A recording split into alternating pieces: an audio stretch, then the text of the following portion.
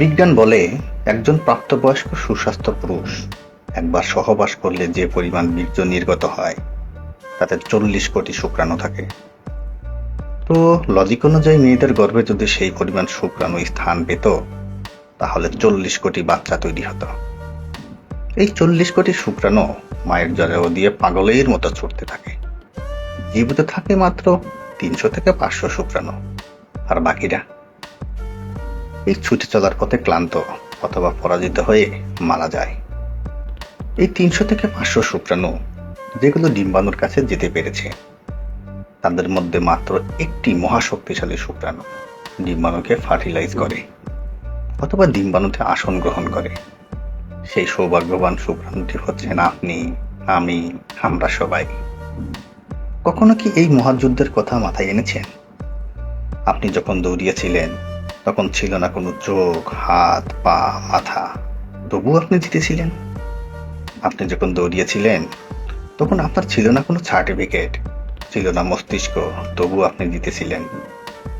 আপনি যখন দৌড়িয়েছিলেন তখন আপনার ছিল না কোনো শিক্ষা, কেউ সাহায্য করেনি, তবুও আপনি জিতেছিলেন।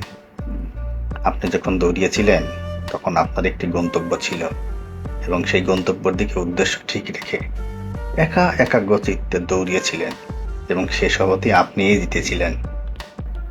এরপর বহু বাচ্চা মায়ের পেটেই নষ্ট হয়ে যায়, কিন্তু আপনি মারা যাননি, পুরো 10টি মাস পূর্ণ করতে পেরেছেন। বহু বাচ্চা জন্মের সময় মারা যায়, কিন্তু আপনি টিকে ছিলেন। বহু বাচ্চা জন্মের প্রথম 5 বছরেই মারা যায়, আপনি এখনো বেঁচে আছেন। অনেক শিশু অপুষ্টিতে মারা যায়, আপনার কিছুই হয়নি। বড় হওয়ার পথে অনেকেই দুনিয়া থেকে বিদায় নিয়েছে, আপনি এখনো আছেন। আর আজ আপনি একটু হলেই ঘাবড়ে যান, নিরাশ হয়ে পড়ে। কিন্তু কেন? কেন ভাবছেন আপনি হেরে গিয়েছেন?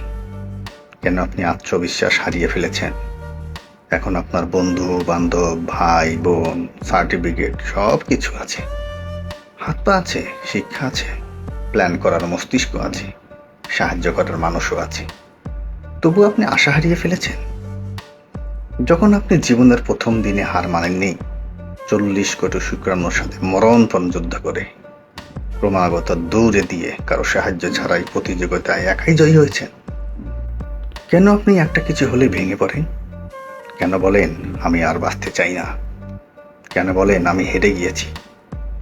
আপনি কেন হারবেন? কেন হার মানবেন? আপনি শুরুতে জিতেছেন, শেষে জিতেছেন, মাঝপথেও আপনিই জিতবেন। নিজেকে সময় দিন, মনকে প্রশ্ন করুন কি প্রতিভা আছে আপনার। মনের চাওয়াকে সব সময় মূল্য দিন, সব সময় সৃষ্টিকর্তাকে স্মরণ করুন, দেখবেন আপনি জিতে যাবেন।